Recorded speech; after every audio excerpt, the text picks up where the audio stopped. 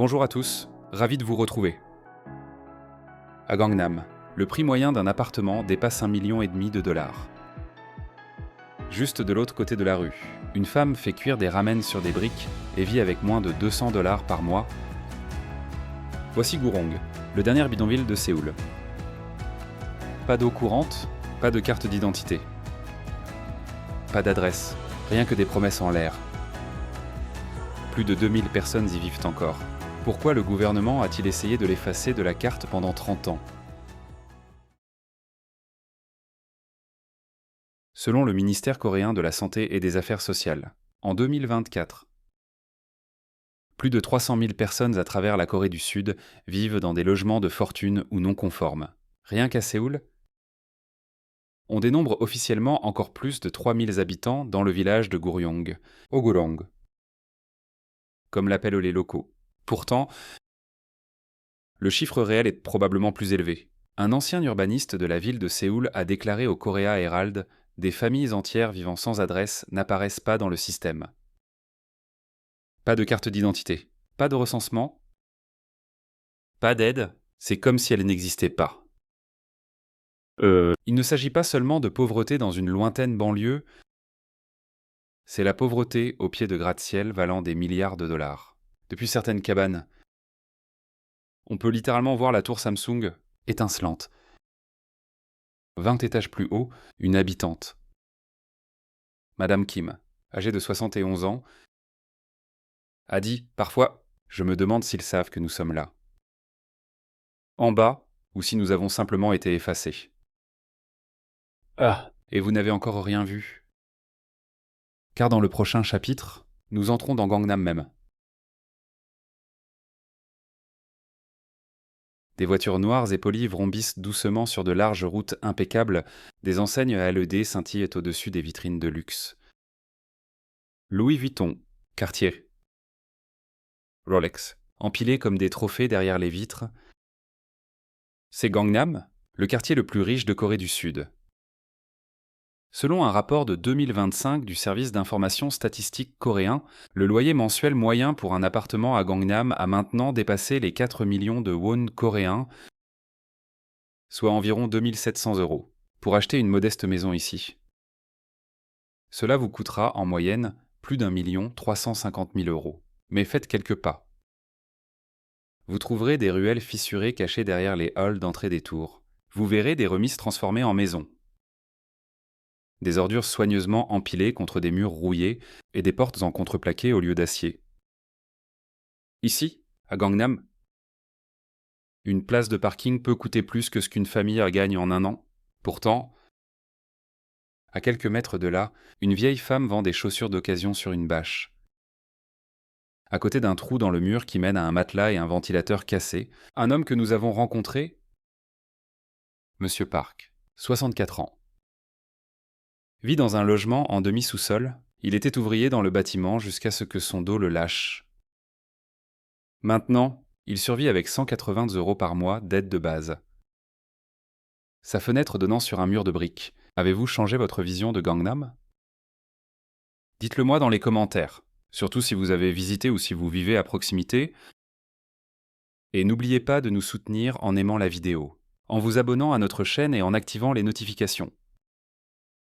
Ensuite, nous vous emmenons aux abords de Gangnam. Dans un endroit que la ville essaie d'effacer depuis 30 ans, de l'autre côté d'une autoroute à 6 voies, à seulement 100 mètres du cœur du luxe de Gangnam, se trouve Gurong. Juste à côté du quartier le plus riche de Corée, un village de ferraille et de terre est toujours debout. Et Gurong est le dernier bidonville de Séoul. Selon le gouvernement métropolitain de Séoul, au début de cette année, le village de Guryong, aussi appelé Gurong, abrite encore plus de 2000 personnes. D'un côté de la route, des cafés climatisés remplis d'étudiants sur des MacBooks, des parents conduisant des SUV importés. S'arrêtant pour des collations bio, des adolescents faisant la queue devant des magasins de luxe pour des baskets en édition limitée. De l'autre côté, un enfant pieds nus transportant de l'eau dans un bidon en plastique, une rangée de cabanes enveloppées dans de vieilles bannières en vinyle pour se protéger de la pluie, Une femme faisant cuire des ramen sur un réchaud fait de briques empilées. Beaucoup sont des personnes âgées. La plupart vivent sans isolation, sans eau courante, ni chauffage. Le revenu moyen des ménages ici est inférieur à 900 € par mois. Bien en dessous du seuil de pauvreté de Séoul, Monsieur Choi, âgé de 78 ans, vit à Gurong depuis 1980. Il n'a jamais eu l'intention de rester aussi longtemps. Ils nous ont dit que ce serait temporaire. Dit-il, mais personne n'est jamais revenu? Maintenant, j'attends que le froid passe. Et je mange ce que les bénévoles apportent. Sa maison, du contreplaqué, du plastique et 2 vieux ventilateurs. En été, c'est un four. In Hiwa. Il fait plus froid à l'intérieur qu'à l'extérieur. Que feriez-vous si vos parents ou grands-parents devaient vivre comme ça? Pensez-vous que ces personnes devraient encore attendre après 30 ans? Dites-le nous dans les commentaires. Comment cela peut-il être réel? Dans une ville connue pour ses métros futuristes, ses toilettes intelligentes et ses cafés robots. Comment un endroit comme Gurong existe-t-il encore? Comment les deux peuvent-ils coexister? Et ne jamais se rencontrer. Nous retournons en arrière. En 1988, cette année-là, la flamme olympique a illuminé Séoul et a laissé Gurong dans l'ombre. En 1988, le monde entier avait les yeux tournés vers la Corée du Sud, les Jeux olympiques d'été arrivaient à Séoul. Le gouvernement n'avait qu'un seul objectif, présenter une nation moderne et en plein essor, qui avait laissé la pauvreté derrière elle. Des stades ont été construits, des hôtels ont été érigés du jour au lendemain. Les routes ont été élargies, il fallait que les lumières brillent. Les quartiers pauvres près des sites olympiques ont été qualifiés de inesthétiques. La ville voulait s'en débarrasser. Alors, elle les a rasés. Des dizaines de milliers de familles ont été déplacées en quelques mois, selon un rapport de 1989 de la Bibliothèque de l'Assemblée nationale coréenne. Plus de 70 000 habitants de Séoul ont perdu leur maison entre 1987 et 1988, avec peu ou pas d'indemnisation. Un témoin, Monsieur Shin. Aujourd'hui octogénaire, se souvient, ils ont frappé aux portes. Puis ils ont abattu les murs, le tout dans la même heure. Ma femme venait de mettre une marmite de soupe sur le feu. Nous avons couru. C'est tout? Les gens ont fui avec tout ce qu'ils pouvaient emporter, un ventilateur, une couverture, un sac de riz, n'ayant nulle part où aller. Certaines de ces familles se sont installées dans une zone calme et non développée près de Gangnam. Elles ont planté des tentes. Puis ont ajouté du bois, des bâches en plastique, des clous et du fil de fer. Ils appelaient ça temporaire. Mais les années ont passé, puis les décennies. Au milieu des années 1990, le village de Goryong était devenu le symbole le plus visible des pauvres déplacés de Séoul. En 2025, il était toujours là. Juste de l'autre côté de l'autoroute du code postal le plus cher de la capitale, selon la Korea Land and Housing Corporation. Au moins 40% des habitants actuels de Goryong sont soit des victimes directes des expulsions olympiques des années 1980, soit leurs enfants. Pourquoi ne sont-ils pas partis? Parce qu'il n'y avait nulle part où aller. Sans adresse légale. Beaucoup ne pouvaient pas louer ailleurs. Sans papier. Ils étaient exclus des programmes de logement du gouvernement. Le système qui a effacé leur maison a également effacé leur nom. Ils se sont construits une vie à partir de débris et ont attendu une promesse qui n'est jamais venue. Il destin que la Corée est riche maintenant. A déclaré Madame Yu. 74 ans. Mais nous n'avons jamais pu en faire partie. Nous avons été laissés pour compte quand les caméras sont arrivées. Les Jeux olympiques se sont terminés.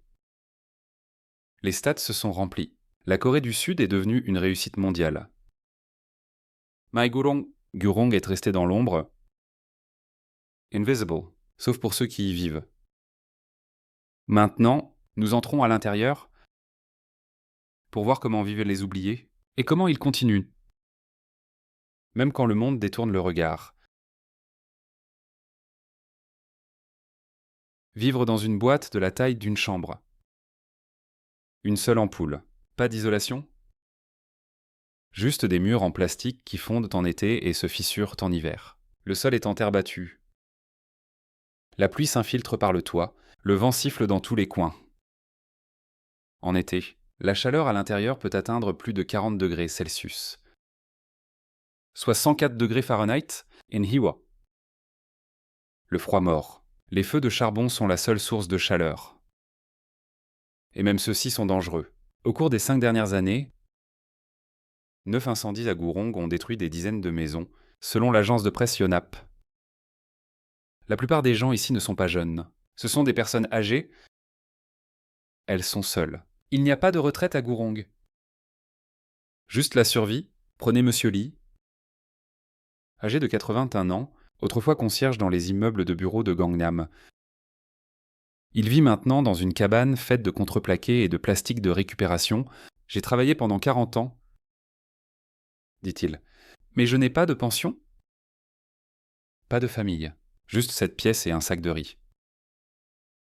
Il mange peut-être 2 fois par jour. Tolit. Du kimchi. Des nouilles instantanées s'il a de la chance. À côté, Madame Anne vit avec son chat dans une pièce à peine assez grande pour s'allonger. Elle collecte des bouteilles usagées pour de l'argent, environ 20 centimes d'euros par kilogramme. Certains jours, je gagne 2 euros. Nous dit-elle.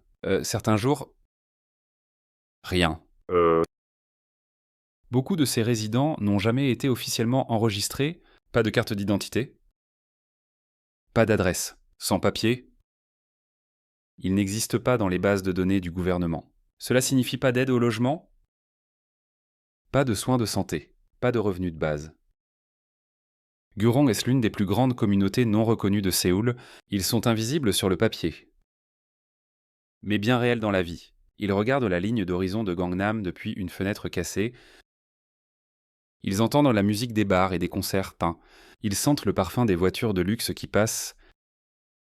Mais ici, de ce côté de l'autoroute, il n'y a pas d'ascenseur, pas de centres commerciaux, pas d'eau courante, juste des murs en plastique et le bruit de la toux dans le noir.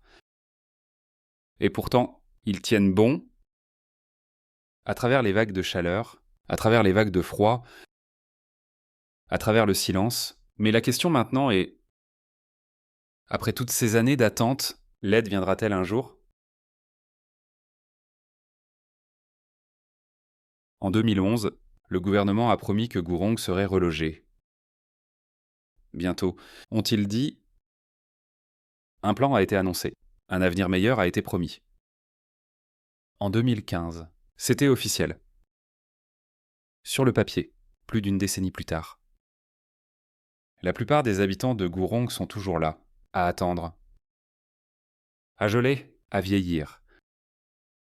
Selon le gouvernement métropolitain de Séoul, seulement 20% des résidents ont été relogés depuis le début du projet. Les autres, ils vivent toujours dans des logements dangereux et illégaux. Pourquoi ce retard? Il ne s'agit pas d'aider les gens, il s'agit de les cacher. Gurong gâche le tableau. Il ne correspond pas à la vision de Gangnam, la marque de luxe de Séoul, en 2023, lors de l'ouverture du parc de Yongsan. Le gouvernement a dépensé plus de 540 millions d'euros en aménagement paysager et en conception. Mais seulement 1% de cette somme a été budgétisé pour le réaménagement des bidonvilles la même année. Cela dit tout. Ils veulent effacer Gurong, non pas à cause des gens, dit un ancien responsable du logement. Anonymement, mais parce que cela ternit l'image de Gangnam? Madame Oh, 76 ans, attend depuis la première promesse en 2011. Elle vit toujours dans la même cabane. Ils sont venus avec un presse-papier, ont pris des photos, ont dit que je serais déménagé dans 2 ans. Se souvient-elle? C'était il y a 14 hivers. Il y a un nouveau panneau près du village maintenant. Il dit « future zone de développement ». Mais pour les gens qui y vivent, l'avenir ne cesse d'être repoussé. Ils disent que c'est compliqué. Les lois de zonage, les problèmes de financement, les batailles juridiques Mais pour les habitants de Gurong, le calcul est simple: si la ville peut construire un gratte-ciel en 18 mois, pourquoi faut-il 3 décennies pour déplacer un village de l'autre côté de la rue? Pendant que le reste de Gangnam va de l'avant, Gurong attend. Une ville peut-elle vraiment se dire moderne si elle laisse des milliers de ses citoyens vivre comme des fantômes? En 2025, la Corée du Sud affiche l'un des taux de pauvreté des personnes âgées les plus élevés parmi les économies avancées, avec près de 38% des personnes de 65 ans et plus vivant dans une pauvreté relative. Pour mettre les choses en perspective, c'est près de 4 Coréens âgés sur 10 qui luttent pour subvenir à leurs besoins de base comme la nourriture, le chauffage et les médicaments. La pension de base moyenne pour les personnes âgées, un peu plus de 270 € par mois. Pendant ce temps, le salaire mensuel moyen en Corée a maintenant dépassé les 2700 €. C'est moins de 10% du revenu d'un adulte qui travaille, et ce n'est pas assez. Promenez-vous dans la gare de Séoul ou dans les ruelles de Jongno après la tombée de la nuit. Vous verrez des femmes âgées ramasser du carton, pousser des charrettes dans des rues glacées en hiver, transpirant sous le soleil en été. Dans des endroits comme le parc de Yongma, des femmes âgées, certaines septuagénaires, vendent des herbes, des vêtements d'occasion et tout ce qu'elles peuvent transporter à pied. Leurs mains sont usées. Leurs vêtements sont superposés pour avoir chaud. Elle sourit. Mais c'est un sourire crispé par l'inquiétude. Madame Kim, 72 ans, vend des chewing-gums près d'une sortie de métro. J'ai travaillé toute ma vie, dit-elle. Maintenant, je vends ça pour pouvoir manger. Mes enfants vivent loin. Je ne veux pas les déranger. Elle gagne moins de 9 € par jour. Dans la Corée traditionnelle, la famille était le filet de sécurité. Les enfants prenaient soin de leurs parents vieillissants. C'était un devoir sacré, le hyo ou la piété filiale. Mais ce système est en train de se briser. Les familles modernes sont plus petites, les salaires sont plus serrés, le logement est inabordable. En 2025, plus d'un tiers des Sud-Coréens âgés vivent seuls. Beaucoup déclarent n'avoir que peu ou pas de contact régulier avec leurs enfants. Ils sont isolés, ils ne sont pas soutenus. Ils souffrent en silence. Un pays avec la 5G dans les métros. L'IA dans les hôpitaux, des serveurs robots dans les cafés et des voitures de luxe dans les parkings d'immeubles. La Corée du Sud a l'une des économies technologiques à la croissance la plus rapide au monde, mais ces personnes âgées sont parmi les plus à risque. Et bien que le gouvernement ait reconnu le problème, les solutions systémiques ont été lentes, dispersées et insuffisantes. En 2023, de nouvelles réformes des retraites ont été proposées, mais leur mise en œuvre a été retardée en raison de limites budgétaires et de blocages politiques. Ils ont construit ce pays, ils ont enduré la guerre, la faim et le dur labeur. Ils ont élevé la génération qui a donné à la Corée sa renommée mondiale. Et maintenant, au crépuscule de leur vie, ils attendent une aide qui n'est toujours pas venue. Ils survivent de miettes à l'ombre de l'avenir, même qu'ils ont rendu possible. La Corée du Sud a un jour émerveillé le monde, de la pauvreté après la guerre à une puissance mondiale de haute technologie en quelques décennies. Mais maintenant, une crise plus silencieuse se déroule. Non pas avec des incendies ou des gros titres, mais avec des certificats de naissance laissés en blanc et des hôpitaux remplis de personnes âgées. À ce jour, l'espérance de vie moyenne en Corée du Sud est de près de 89 ans. L'une des plus élevées au monde. Cela ressemble à un succès. Jusqu'à ce que vous regardiez l'autre côté de l'équation, le taux de fécondité de la Corée du Sud est maintenant de 0,72, le plus bas de tous les pays développés. Pour référence, un pays a besoin d'un taux de fécondité de 2 points juste pour maintenir sa population. À ce rythme, la population de la Corée diminuera fortement au cours des 50 prochaines années. Les raisons ne sont pas simples. Les jeunes Sud-Coréens sont confrontés à une pression financière écrasante, de longues heures de travail, des salaires qui stagnent, des prix du logement qui montent en flèche.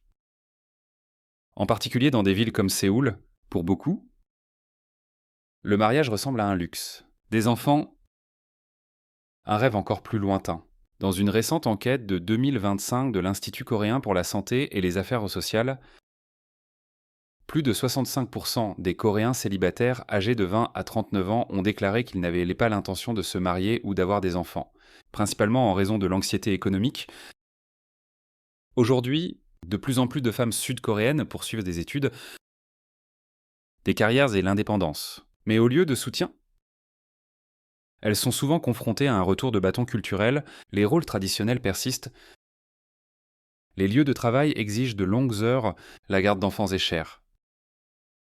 Et les programmes gouvernementaux, bien que présents, ne sont pas allés assez loin. Depuis 2015, la Corée du Sud a offert des incitations comme des allocations mensuelles pour bébés, la gratuité de la garde d'enfants et une aide au logement. Mais même après avoir investi plus de 225 milliards d'euros dans des politiques pro-natalistes au cours de la dernière décennie, le taux de natalité a continué de chuter. D'ici 2050, près de 4 Coréens sur 10 auront plus de 65 ans. Il y aura plus de retraités que de travailleurs. Les systèmes de santé et de retraite seront mis à rude épreuve. Des écoles fermeront, des villes entières pourraient disparaître. Nous nous dirigeons vers le premier pays au monde à vieillir avant de devenir riche, a déclaré un décideur politique lors du forum sur la stratégie démographique de 2025. Pendant que Gangnam danse au rythme de la K-pop, Gurong survit à l'hiver avec des feux de charbon. Dans une maison plancher chauffant, assistant numérique, miroir intelligence, dans l'autre une bougie pour la lumière. Un seau pour l'eau et des bâches en plastique pour les murs. L'un vit le rêve, l'autre ne peut même pas rêver de chaleur. De l'autre côté d'une route à 6 voies, à quelques mètres de distance, se trouvent 2 versions de Séoul.